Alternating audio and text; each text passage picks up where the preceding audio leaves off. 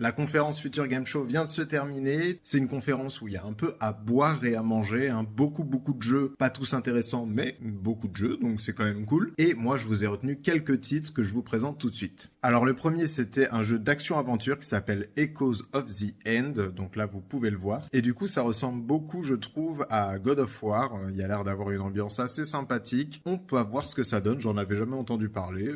Pourquoi pas. Ensuite, on a eu un jeu qui s'appelle Whisper in the Fog. Donc, c'est un jeu qui est en pré-alpha. On n'a vraiment pas vu grand-chose. Apparemment, c'est fait par un seul développeur. Ça a l'air d'être du jeu d'horreur au Japon. Ça me rend curieux, mais il faut clairement en voir plus parce que pour l'instant, on n'a pas grand-chose. Ici, on a le nouveau jeu de Blue Mouse. Donc, c'est un studio de cinéma à la base qui avait fait Paranormal Activity, Insidious, Conjuring, ce genre de choses. Et donc, ils se sont lancés dans le jeu vidéo. Et là, on a Sleep Awake, qui est leur nouveau jeu. Écoutez, je ne sais pas ce que ça donne, mais ça m'intéresse, ça me rend curieux. Là, on a un jeu qui me fait beaucoup penser à Céleste, et c'est clairement mon premier gros coup de cœur de la conférence. J'en avais déjà entendu parler, hein, je crois qu'ils avaient dévoilé le jeu il y a 1 an à peu près. Donc là, on a eu un nouveau trailer qui me tente toujours autant. Donc c'est un peu Céleste, mais avec un peu de bagarre. Moi, ça me tente de ouf. Et ça sort le 24 novembre. On a aussi eu un jeu avec des vilains raptors qui s'appelle Death Ground. Encore trop tôt pour savoir vraiment ce que ça peut donner. Là, on avait surtout des images de développeurs qui en parlaient. Mais en vrai, ça me tente beaucoup parce que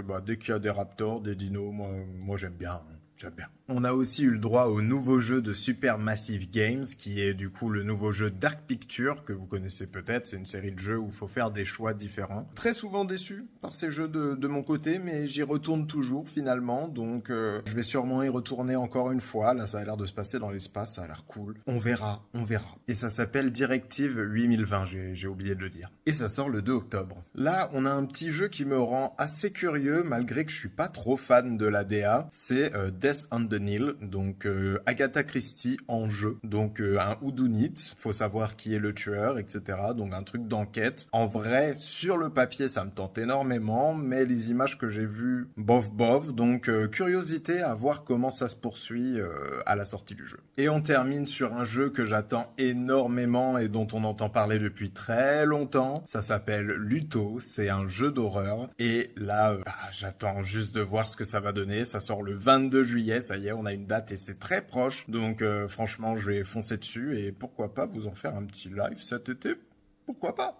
Pourquoi pas? Et voilà du coup ce que j'ai retenu de cette Future Game Show. Donc il y a eu plus de 40 jeux, hein, donc si ça vous intéresse, allez voir ce qu'il y a eu d'autres. On n'a peut-être pas les mêmes goûts aussi. Et nous, on se retrouve demain avec Xbox. Là, j'attends du lourd, du très très lourd. Oui.